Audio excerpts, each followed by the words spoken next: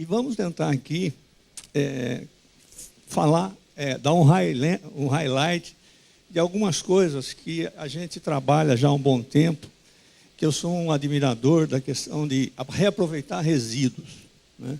A gente trabalha já há alguns anos nessa área, não só resíduos da suinocultura, mas resíduos da agropecuária e agroindústria. A gente lá em São Paulo, no estado de São Paulo, nós temos, assim, por exemplo, a indústria alimentícia, de massa de tomate. O que é feito com todas aquelas sementinhas, né, que gera? Você vai na indústria de cervejeira, nós temos malte, né? Agora você vai na pecuária, o resíduo de malte, que é absurdo. Você vai na indústria açucareira, tem lá a vinhoto, a vinhaça, que é um resíduo da produção do álcool. Cada litro de álcool está aí produzindo 10 a 12 litros de vinhaça. E a vinhaça é até difícil de tratar, porque o BRICS dela, a quantidade de sólido por litro de solução, é muito pequena, então você tem que gastar muita energia para poder reaproveitar isso. Isso vem sendo feito, o pessoal tem estudado. O resíduo da suinocultura, especificamente, é um resíduo rico. É um resíduo onde esse BRICS, essa quantidade de sólidos, é grande. Então, a tendência é que no balanço energético, por reaproveitar um resíduo da suinocultura, você vai gastar menos energia do que gasta, por exemplo, no exemplo que eu acabei de falar aí da cana. E hoje, no mundo, tem se colocado, por conta das mudanças climáticas, por conta dos impactos climáticos extremos, e da COP de Paris, aí, que teve recentemente, que a energia renovável ela é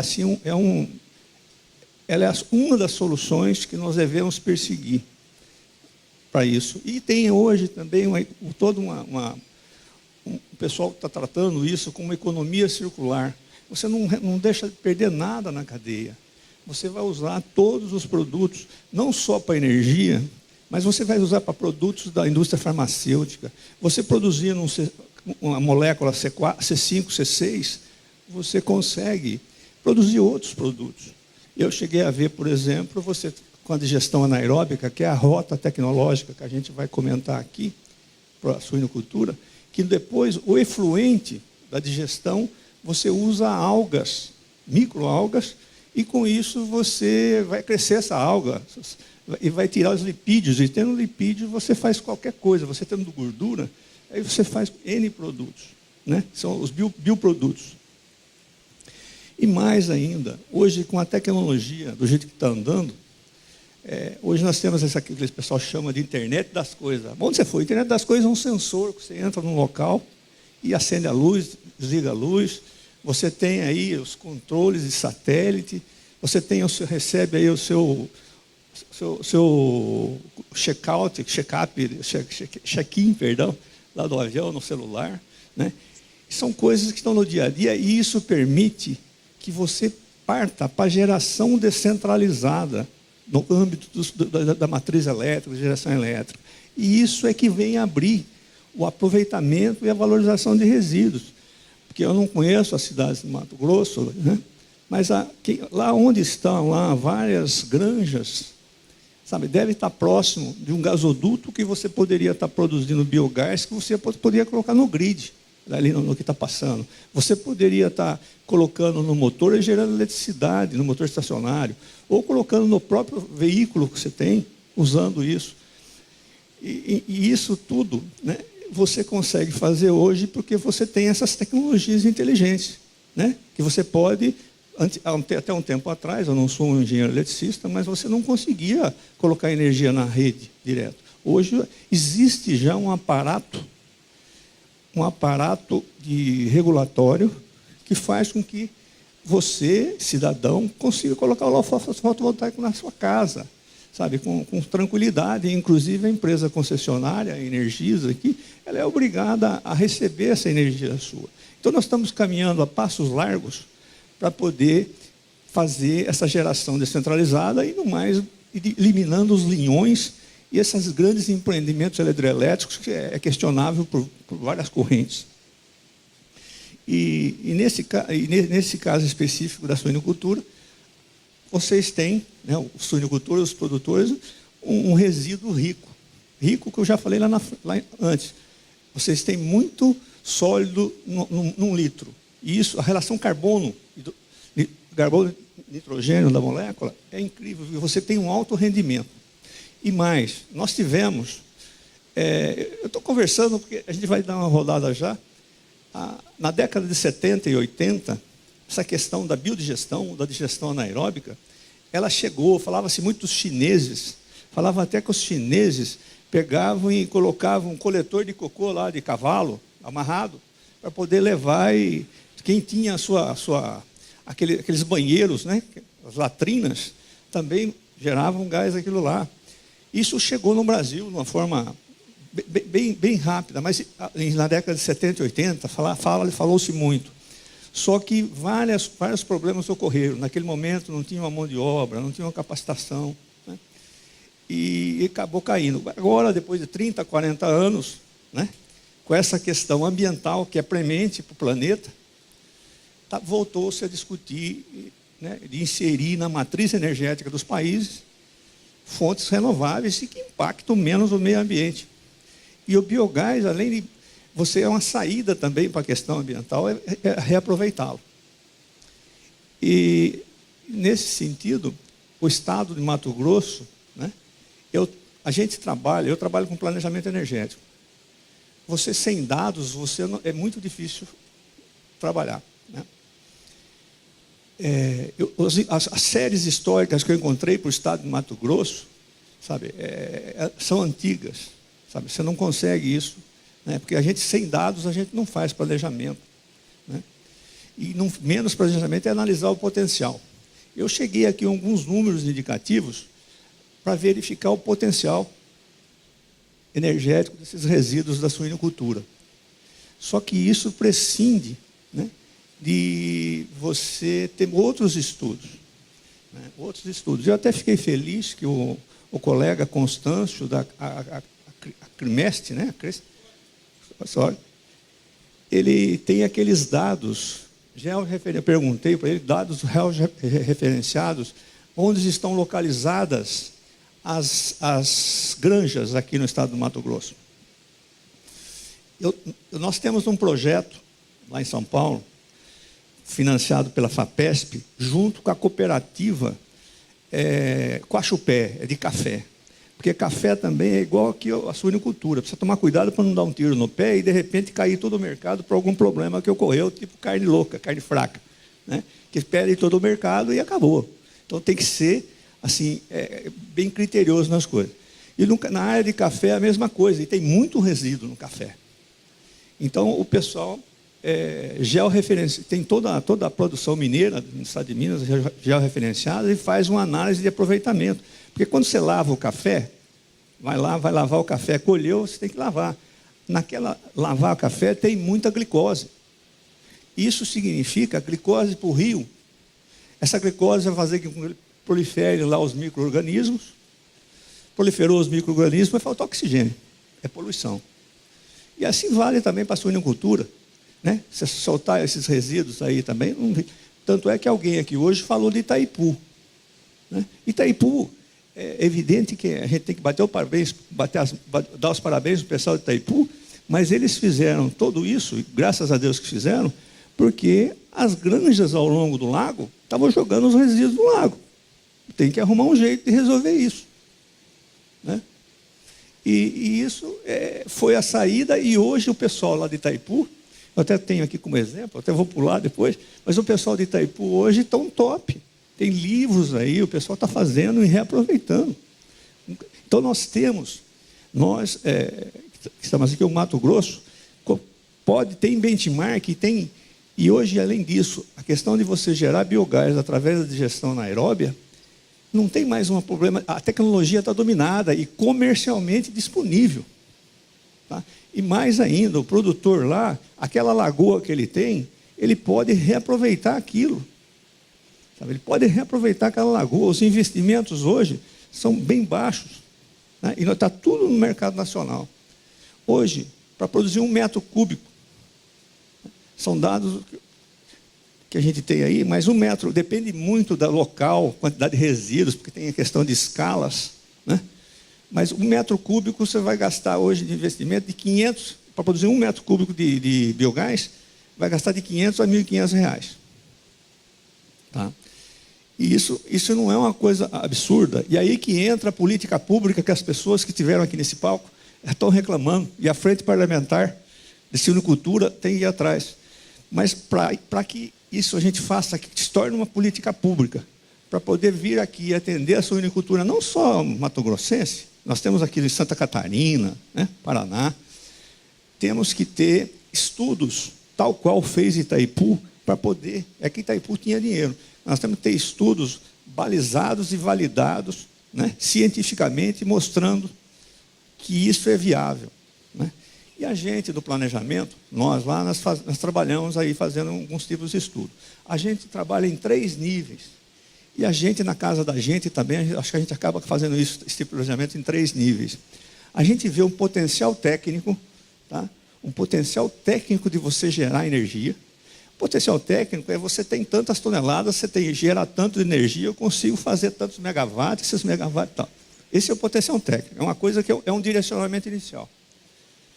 Depois que você viu que existe um potencial técnico, há necessidade de fazer alguns estudos, né, estudos do potencial econômico. Como é que é economicamente fazer? É interessante fazer isso, gera tanto, tal. Quanto vai me custar? Como vou fazer isso? Quais as barreiras, os gargalos que eu terei que enfrentar enquanto produtor ou enquanto aquele empreendedor que está fazendo aquilo? São coisas que têm que ser vistas. Na Alemanha, eles têm os protocolos por tamanho de granja. E mistura tudo, inclusive envolvendo os resíduos da cidade, que é muitos, onde eu estive, são pequenos municípios. Né? Então, ele tem um protocolo para pequena, os incentivos, a política que teria que ser dada para um pequeno, para um médio e para um grande, né? Porque cada um tem uma força diferente. Então, vendo esse potencial econômico, é um outro lado. E, por fim, não adianta também ser economicamente viável se o mercado não aceita. Foi falado aqui hoje também que a Petrobras cortou o gás natural daí, aqui de vocês, da usina Mário Covas, acho que é. Bom, se a Petrobras, porque trazer de outro país para cá, existe uma regulação que é a Petrobras que faz. Se você tem biogás lá, eu falo aqui, bonito eu falar aqui, ó, você pode gerar biogás lá, que está a 2 quilômetros do gasoduto, do gasbol, e eu vou inserir. Não, não vai, por quê? Apesar do custo ser... Porque ali é da Petrobras. Então tem que haver políticas para poder fazer com que isso funcione. Evidentemente que você vai gerar muito biogás lá, mas não pode colocar ali, vai poder usar na sua propriedade. Mas mesmo usando na propriedade, eu afirmo para vocês que é viável essa questão de reaproveitar resíduos agropecuários. Né? Porque a gente verificou já em vários estudos que é competitivo. Evidentemente que existe, tem-se que ter alguns mecanismos por parte do Estado para viabilizar isso. Sabe? Porque, senão não consegue. A Zona Franca de Manaus começou, deu um monte de coisa lá. Talvez hoje tenha problema porque perpetuou as benesses. Né? Mas as coisas têm que ter todo uma ajuda para alavancar. Falando, então, nesse sentido é que eu queria deixar. Então, eu vou falar aqui de potencial técnico. E mais, as metodologias para avaliar esse potencial técnico, volumes, a CETESB, para aqueles alunos da UFMT que estão aqui, que estavam aí, a CETESB disponibiliza softwares que você entra com a granja, você avaliza aquilo lá rapidinho. E tem um outro software canadense, que se chama RedScreen, que você faz a avaliação da potência que você podia gerar ali na sua área. E faz o estudo de viabilidade também. Tá? Então, eu acho que o pessoal que vão atuar no agronegócio, academia, produtores, tem algumas ferramentas livres, a custo zero, que pode, sabe, esse software da CETESB e esse do Canadá, que é o RedScreen. Hoje nós temos 7 bilhões de pessoas no planeta. Né? 6, 7 bilhões. Daqui a alguns anos vão ter 10. Se fala aí na questão de esse povo precisa de proteína animal. Proteína animal tem que ver ou do suíno, do gado, mas também tem que ter soja. Então, o campo, né, para veterinária, zootecnia e para os próprios produtores nesse crescimento, o mercado é interessantíssimo nesse futuro que vem. Esse aqui é o NIP, esse é o nosso prédio lá na Unicamp, que congrega aí vários pesquisadores, e a gente aí é que desenvolve algumas pesquisas, né, junto com universidades, junto com institutos de pesquisa do Brasil inteiro. O biogás, como eu falei, nós precisamos buscar meios de fazer com que ele fique competitivo para entrar na matriz energética. Feito isso, a gente resolve o problema ambiental e resolve também um problema de renda, uma geração de renda daquele produtor. Então, o que eu quero falar é mostrar esse potencial aqui, que existe aqui em Mato Grosso, identificar esse potencial e falar alguma coisa de gargalos e barreiras e o que tem por aí sendo feito com relação ao biogás em outros estados. O biogás ele ajuda a bater a questão, que eu já falei, da mitigação das emissões. Obrigado, doutor. Valeu. Põe aqui. Obrigado. Então, é uma oportunidade única de pegar e abater emissões. E isso é muito grande. Já falaram aqui hoje nos índices que precisam ter e o que se representa isso comparativamente a outros. Fala-se muito no resíduo sólido urbano, que é outra coisa que a Política Nacional do Resíduo Sólido Urbano também deverá alavancar políticas de incentivos ao biogás. Porque a Política Nacional de Resíduos Sólidos, até agora, ela não foi a contento, houve até algumas mudanças de prazos, mas ela virá, porque é uma questão sine qua non. Temos que resolver o problema do resíduo sólido. E o resíduo sólido nas cidades é através do biogás. Não deixar no aterro sanitário lá, porque você perde muito. O biogás, realmente, você consegue fazer uma captação de 100%. E, além disso, hoje nós temos a questão de restrição de espaço, né? Restrição de espaço e a questão dos leitos freáticos, né? Os rios e tal, que é uma coisa também que imputa aí a gente buscar esse reaproveitamento. Alguns insucessos do biogás, que eu falei há pouco, lá na década de 70 e 80, exatamente tem coisas como falta de equipamentos. Hoje, por exemplo, tem uma empresa em Cerquilho, chama Cipatex. Ela faz toda essa parte de, parece couro, talvez até essas poltronas. Elas fazem as mantas para colocar em cima das lagoas, das granjas aí. Faz o tamanho exato, né, para você segurar, porque você precisa de uma manta para reaproveitar o sistema instalado. Como já disse, né, depois de 40 anos, 30, 40 anos, está ressurgindo essa possibilidade de biogás. E uma possibilidade maravilhosa, que é vou ter um resíduo que nós estamos, no caso da suinicultura, sendo aproveitado. Hoje o Brasil tem essas commodities agrícolas, o setor agropecuário está alavancando o nosso país e deve fazer isso para os próximos anos, que a vocação que a gente tem, né, é essa. Então, o Mato Grosso tem aí toda essa possibilidade, esse potencial a ser explorado.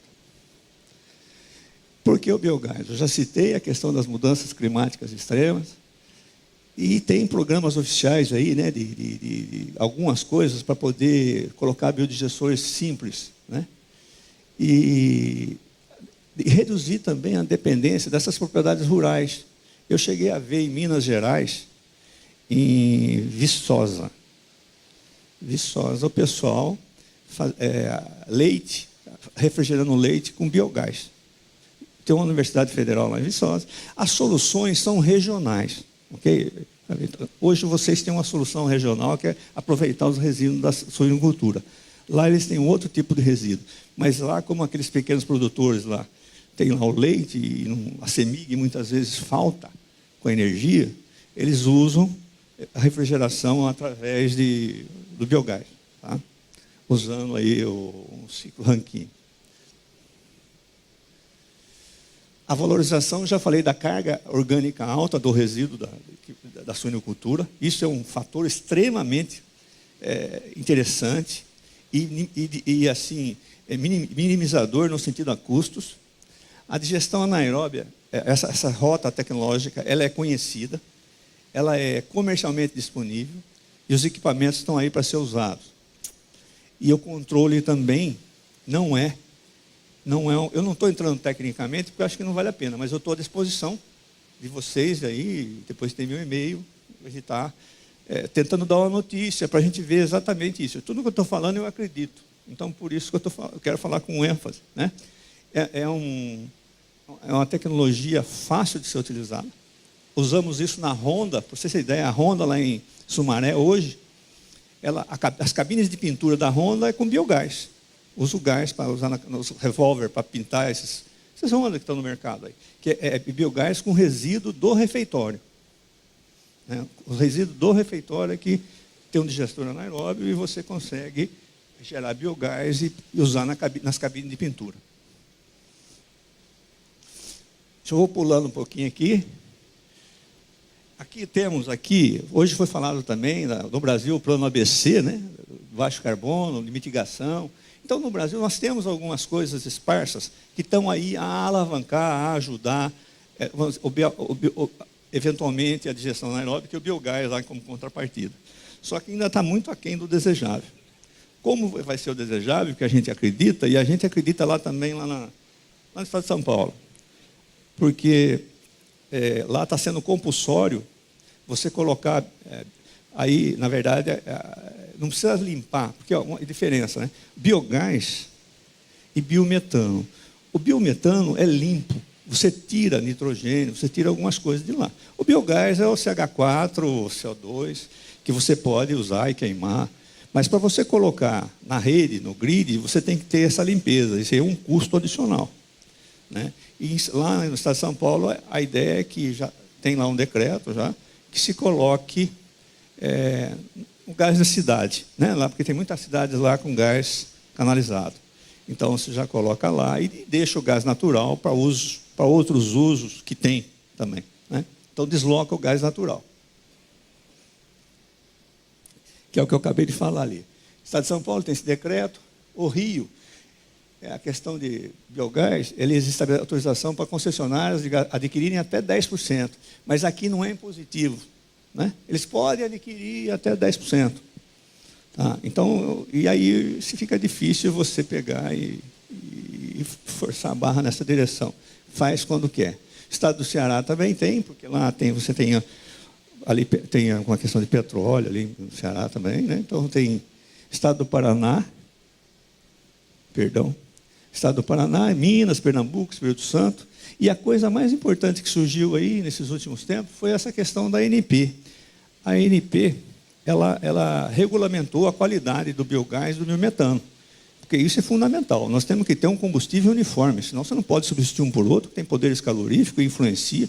Né? Você imagina eu ir embora daqui de Cuiabá com combustível de aviação, um querosene que não tem uma qualidade. Né? Então, você vai viajar com avião a etanol. Sabe? Não é simples colocar, o bicho cai. Sabe? Tem que ter uma qualidade, você tem que ter um protocolo de qualidade. E a ANP fez isso, né, para o biometano. A questão do biodiesel também, que foi falado, também tinha-se muitos problemas com os ácidos graxos, porque se você fazer biodiesel de mamona, fazer biodiesel de pinhão manso, fazer biodiesel de soja, você não pode sair misturando isso aí. Eles têm uma composição química.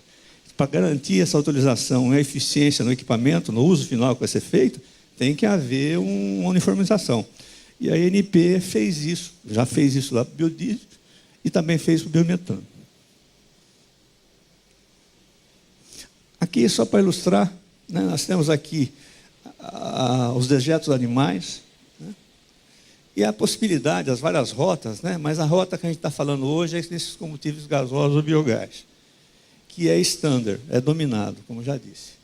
Para isso, você tem esse reator, tem vários tipos de reator para poder fazer. Esse reator aqui é um reator da indústria. Isso aí foi colocado na indústria de papel e celulose. Você tem todo um compartimento e voltava para a caldeira. O gás produzido volta para a caldeira para auxiliar a lenha. Porque a caldeira é a lenha e você tem um bico que você injeta o gás. Mas no nível de granjas, nós temos aí, você tem as lagoas lá. Então a questão é fazer esse retrofit da lagoa, fazer essa modulação da lagoa para minimizar custo.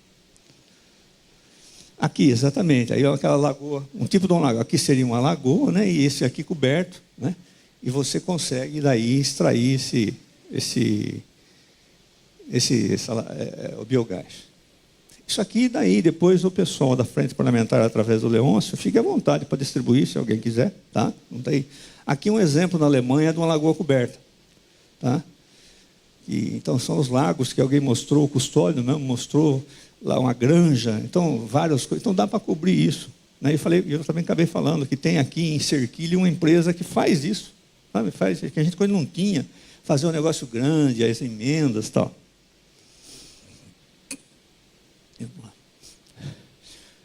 Hoje o biogás, eu vou pular esse aqui, biogás aqui, ó. Você veja bem como é que está esse aproveitamento. Me desculpe por estar em inglês, né? Aqui, a Alemanha. A Alemanha é absurdo o que o pessoal usa de biogás. Você chega em qualquer cidadezinha pequena, sobretudo na antiga, eu disse ontem isso, na antiga Alemanha Oriental, você chega lá, você tem o resíduo das casas, o resíduo da vaca, o resíduo lá do feno, eles misturam tudo, né? E isso aí numa coisa compacta e bonita, sabe assim, um negócio que não é sujo, e aí consegue produzir o tal do biogás de uma maneira muito bonita. E a Alemanha hoje é top nesse sentido. A ANEEL também criou a resolução 482 recentemente, também para a questão de mini micro geração, que faz com que também é uma outra coisa alavancar a produção de biogás indiretamente. Essa resolução ela deve ajudar. Aí uma ilustração do biogás a partir de resíduos. Aqui já é um exemplo mais elaborado de um protocolo para uma grande granja, né? Que aí depende aí de né? Isso aí está ali a fonte. Aqui é o combustível, isso aqui é da indústria de papel que queimava, né? Que você entra aqui com o biogás gerado, caldeira, turbina, isso aqui é uma coisa industrial. Mas pode também, se tiver uma indústria lá perto da granja, pode ser colocado lá e transportar, né? Normalmente isso é feito, né? Muito fácil. Pode vender esse gás, né? Aqui alguns exemplos, né? A Scania, em termos de transporte, a Scania tem vários exemplos. A ITE, a Estação de Tratamento de Franca. Aqui você tem a questão dos MDL, do aterro Gamacho da Petrobras, lá no Rio.